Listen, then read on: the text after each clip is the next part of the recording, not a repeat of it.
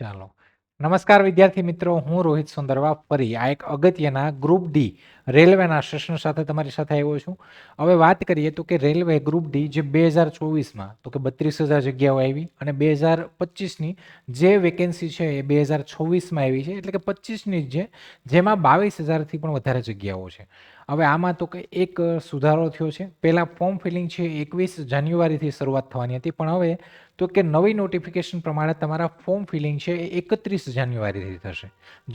જે માર્ચના સ્ટાર્ટિંગ સુધી, એટલે કે એ ડેટ કઈ છે, ક્યાં સુધી ચાલુ રહેશે એ તો આપણે ડિસ્કસ કરશું જ, પણ હજી પણ તો કે ભાઈ હજી તમારી પાસે વિધિન થોડો ટાઈમ છે અને ફોર્મ ફિલિંગ એ લોંગ ટાઈમ સુધી ચાલવાનું છે. તો તમારી પાસે કોઈ ડોક્યુમેન્ટ છે કે જે અહીંયા તમે 10 પાસ છો, કઈ રીતના એલિજિબિલિટી છે, શું છે, એ બધું આપણે ડિસ્કસ કરીએ. તો કોઈ ડોક્યુમેન્ટમાં કે તમારા કોઈ ડોક્યુમેન્ટમાં કંઈ ઇસ્યુ છે કે પ્રોબ્લેમ છે, તો તમારી પાસે ટાઈમ છે કે ભાઈ પછી પૂર આવે ને આપણે પાળો બાંધવા બેઠીએ તો એનો કંઈ મતલબ નથી. એટલે એના માટે જ આ સેશન લાવ્યો છું કે ભાઈ તમારી પાસે જે ફોર્મ ફિલિંગને ટાઈમ છે અને ફોર્મ ફિલિંગ એ લોંગ ટાઈમ ચાલશે, તો એ ટાઈમમાં તમારા ડોક્યુમેન્ટમાં કંઈ ઇસ્યુ હોય, કયા ડોક્યુમેન્ટ જોશે, ક્યાં સુધારો કરવાનો છે, ક્યાં કઈ રીતે ના જોશે, એ કરી દેજો. ડન. તો અહીંયા શરૂઆત કરીએ આપણે આ સેશનની. તો વાત કરીએ તો કે ભાઈ અહીંયા પેલા ભરતીની તો કે આ 9 નંબરની 2025ની જે એડ છે, 2025ની જાહેરાત 9 નંબરની છે, જેમાં તો કે 22,000થી પણ વધારે જગ્યાઓ, જેમાં તો કે આપણે વેસ્ટર્ન રિજિયન લાગે.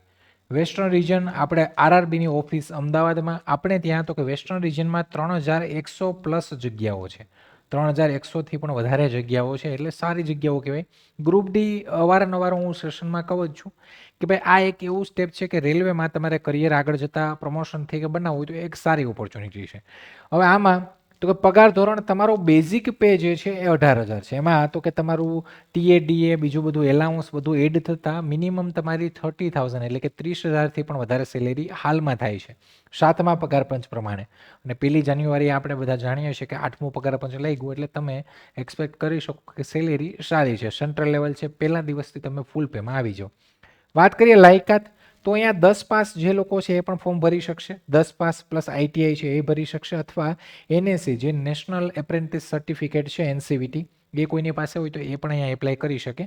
આ 3 ક્વોલિફિકેશન 10મું હોય તો તમે ભરી શકો. એવું નથી કે આઈટીઆઈ જરૂરી છે. એની લીધે જ 2024ની જે ભરતી છે એ ડિલે થઈ હતી, આપણે ખબર છે. વાત કરીએ વય મર્યાદા, તો 18થી 33 વર્ષ જે છે એ જનરલ કેટેગરી માટે છે. બીજા બધા જે કેટેગરી છે રિઝર્વ કેટેગરી, એને નિયમો પ્રમાણે છૂટછાટ છે કે જે સેન્ટ્રલમાં મળે છે 5 વર્ષ 3 વર્ષ એવી રીતના. ઠીક છે. આગળ વાત કરીએ તો અહીંયા તો હવે આ જે ડેટ છે એમાં ચેન્જીસ થયો છે. ચેન્જીસ શું છે તો કે ભાઈ તમારા ફોર્મ ફિલિંગ જે છે એ 21 તારીખથી ચાલુ થવાના હતા, 21/1થી. તો હવે આ ફોર્મ છે એ ભરાવાના હવે 31/1થી થશે. ઓફિશિયલ નોટિફિકેશન આવી, જેનું આપણે સેશન પણ કર્યું હતું. 31/1થી ફોર્મ ફિલિંગ થશે. 2-3 સુધી એટલે કે 2 માર્ચ સુધી તમારા ફોર્મ ફિલિંગ થશે. કઈ રીતના ફોર્મ ભરવું એ બ્રીફ નોટિફિકેશન આવશે ત્યારે આપણે સેશન લઈને આવશું. ફોર્મ ફિલિંગ માટે સેશન લાવશું. આપણે એક સેશન છે કર્યા છે. તમારા મનમાં જેટલા પણ પ્રશ્નો હશે એના બધા સોલ્યુશન આપણે કરશું. આગળ વાત કરીએ તો એ ડોક્યુમેન્ટ કયા જોશે. ઘણા બધા સ્ટુડન્ટ છે એનું હમણાં જે પ્રીવિયસ જે આપણે ગયો જે સેશન કર્યો એમાં ઘણા બધાની કોમેન્ટ છે, એના પહેલાંના સેશનમાં એ કોમેન્ટ છે. તો આ ડોક્યુમેન્ટવાળું એક સેશન છે ને આપણે ઘણા ટાઈમ પહેલાં પણ કર્યું હતું. એમાં પણ એ સેશનમાં મેં કીધું હતું કે ભાઈ કયા ડોક્યુમેન્ટ છે, મહિનો બાકી હતો ને ત્યારે કહી દીધું. તો ફરી આજે કહું, કેમ કે અત્યારે માર્ચ અને ફેબ્રુઆરી બધું મિક્સ છે એટલે થોડું કન્ફ્યુઝન રહી.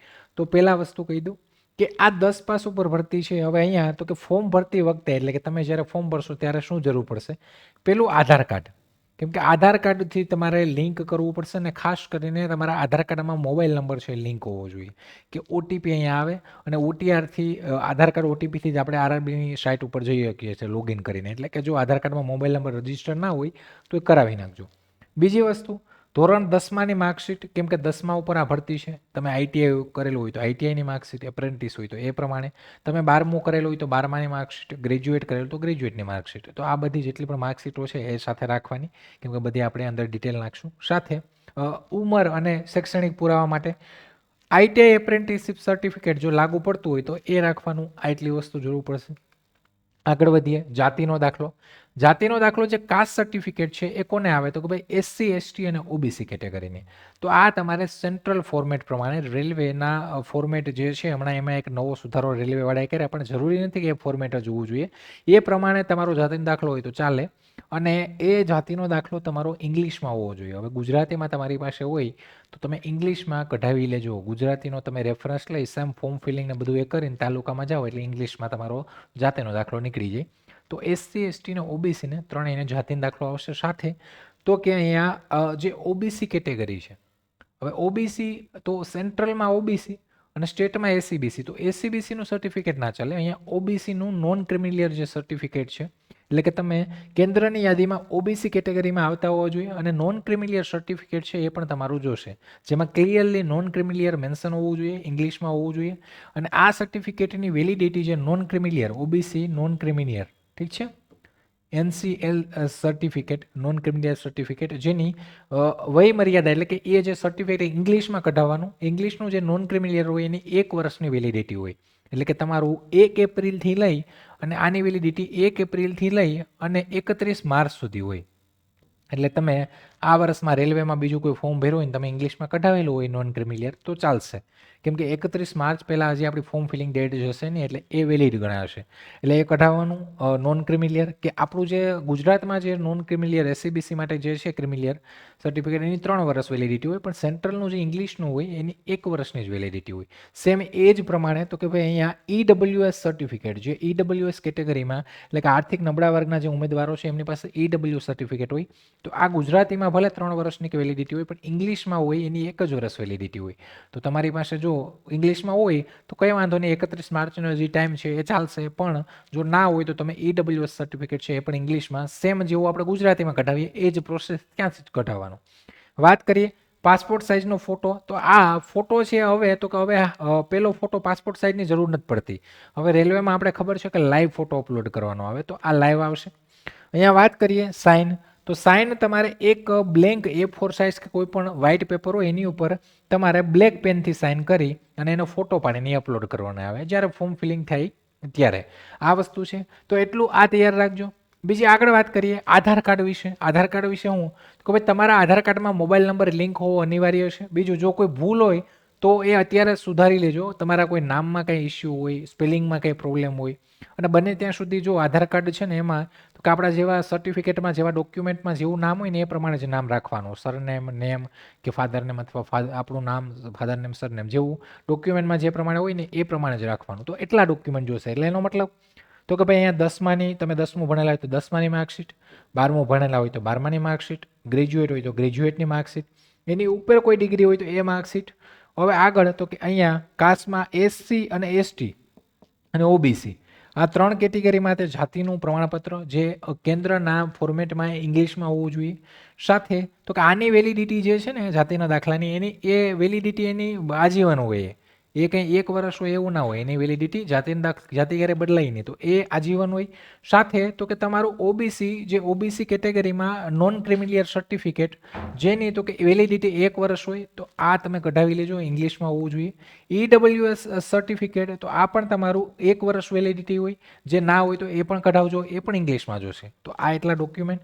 સાથે એક આર્થિક રીતે જે આપણે કહીએ છીએ કે બિલો પોવર્ટી લાઇન એવું એક સર્ટિફિકેટ આવે છે એબીસી જેવું, તો એ હોય કદાચ તમારી પાસે તો એ પણ ઇંગ્લિશમાં અથવા કરાવી લેજો. કન્સેશન માટે આવે છે પણ એટલા ડોક્યુમેન્ટ છે જરૂરી છે. તો આ ડોક્યુમેન્ટ તમારા કમ્પ્લીટ રાખજો. ખાસ આધાર કાર્ડ છે એમાં તમારો મોબાઈલ નંબર લિંક ના હોય તો એ પણ કરાવી નાખજો. અને અહીંયા બાકી કંઈ ભૂલ હોય તો એ અત્યારે રેક્ટિફાય કરી લેજો, ટાઈમ પણ તમને ઘણો મળશે અહીંયા. હવે તો કે અહીંયા 10 પાસ ઉપર આ ભરતી છે, 3100થી વધારે જગ્યાઓ આપણા ઝોનમાં. અહીંયા તો કે પહેલાં લેખિત પરીક્ષા રહેશે. તમને ખબર છે 100 માર્કની પરીક્ષા, 90 મિનિટનો સમય. એ પાસ કરો, મેરિટમાં આવો એટલે તમારી પીઈટી રહી જેમાં તમારું દોડ, વજન ઉંચકવાનો ને એવી બધી ફિઝિકલ સ્ટાન્ડર્ડ જે નોર્મલી મેડિકલ સ્ટાન્ડર્ડ આપણે ફિઝિકલ સ્ટાન્ડર્ડ છે એ તમારું અહીંયા ટેસ્ટ થાય. એટલે કે દોડે આવે, સાથે સાથે વજન ઉંચકવાનો આવે. ગર્લ્સ પણ છે અહીંયા, બોયઝ બંનેને અલગ અલગ છે.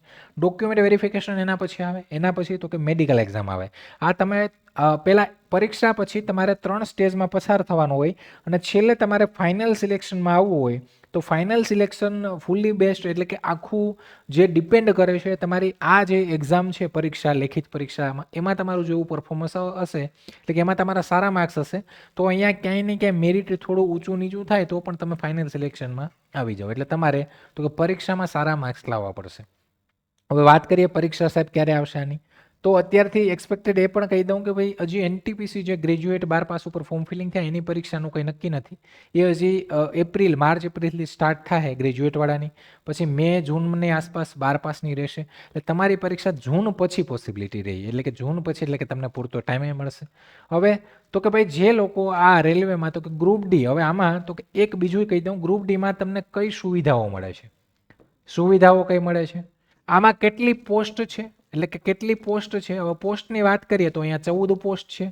પોસ્ટમાં કઈ રીતના કામ શું કરવાનું હોય, અહીંયા આનું મેડિકલ કેવું હોય, ઠીક છે, એ બધા પ્રશ્નોનું નિરાકરણ તો કે આપણા વિડીયો સેક્શનમાં તમે વિડીયોમાં જોજો ગ્રુપ ડીના, અથવા પ્લેલિસ્ટમાં તમે જોઈને, પ્લેલિસ્ટમાં ગ્રુપ ડીનું જે ફોલ્ડર છે એમાં તમે જો તમને બધા વિડીયો મળશે, તમારા બધા પ્રશ્નોનું નિરાકરણ ત્યાં થઈ જશે. અને હવે પરીક્ષાની વાત, તો જો પરીક્ષાની પદ્ધતિસરની તૈયારી કરવી હોય તો એના માટે તો આ ભારત બેન્ચ જે લાઈવ પ્લસ રેકોર્ડેડ બેન્ચ એકદમ ન્યૂ ફ્રેશ કન્ટેન્ટ સાથે આપણે એકદમ અફોર્ડેબલ પ્રાઇસ એટલે કે 1999 રૂપિયામાં આ લોન્ચ કરી છે. જે બેન્ચ છે હજી સ્ટાર્ટ નથી થઈ. આ બેન્ચ તમારી 2 ફેબ્રુઆરી એટલે કે 2 ફેબ્રુઆરીથી આ બેન્ચ ચાલુ થશે, કેમ કે 1 ફેબ્રુઆરી એ રવિવાર છે, એટલે 2 ફેબ્રુઆરીથી આપણે શરૂઆત કરી દઈશું. ફોર્મ ફિલિંગ એ ચાલુ થશે, સાથે બેન્ચ પણ ચાલુ થઈ જશે. તો એકદમ ફ્રેશ કન્ટેન્ટ સાથે તમારા 4 સબ્જેક્ટ, કે 4 સબ્જેક્ટ આપણે ખબર છે, ગણિત છે, રિઝનિંગ છે, જનરલ સાયન્સ છે, અને તમારું કરંટ અફેર વધારે આવે છે, સ્ટેટિક જીકે. તો આ જે પણ છે તમારા બધા સબ્જેક્ટની એકદમ પરફેક્ટ તૈયારી, એકદમ નવા ફ્રેશ કન્ટેન્ટ સાથે આ પરીક્ષા તમારી ગુજરાતીમાં જ આવવાની છે, અને ગુજરાતીમાં જ તમને કન્ટેન્ટ મળશે.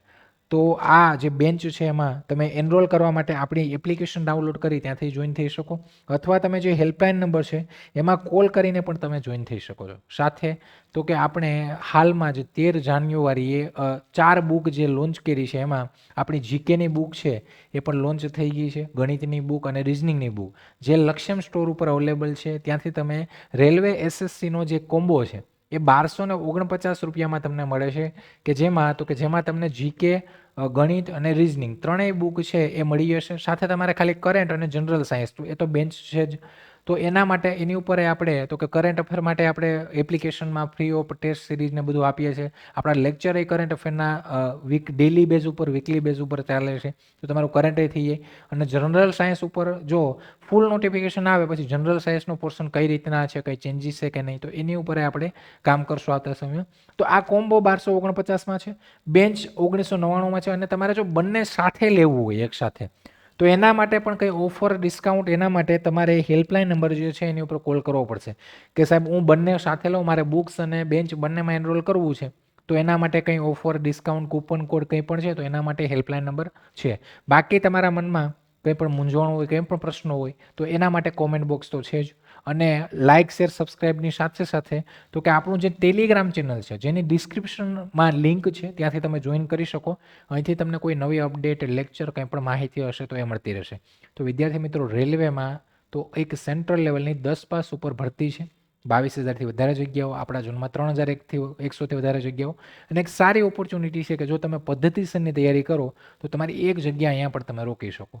તો જો તૈયારી કરવી હોય તો બેન્ચ છે, સાથે કન્ટેન્ટ છે. 5:30 વાગે આપણું યુટ્યુબમાં આનું રેલવેને લગતું જે એક લેક્ચર એટલે કે સિરીઝ ચાલે છે, જેમાં આપણે રેલવેના જ લેક્ચર PYQ લઈને આવીએ છીએ, તો એ પણ તમે જોઈ લો, જાણી લો, અને પછી તો કે આ હેલ્પલાઇન નંબર તો છે જ આપણા. તો આશા રાખું કે આ સેશન તમને પસંદ આવ્યું હશે, અને આવા જ ફરી નવા સેશન સાથે ફરી મળશું. ત્યાં સુધી રજા લઉં છું. જય હિન્દ, જય ભારત.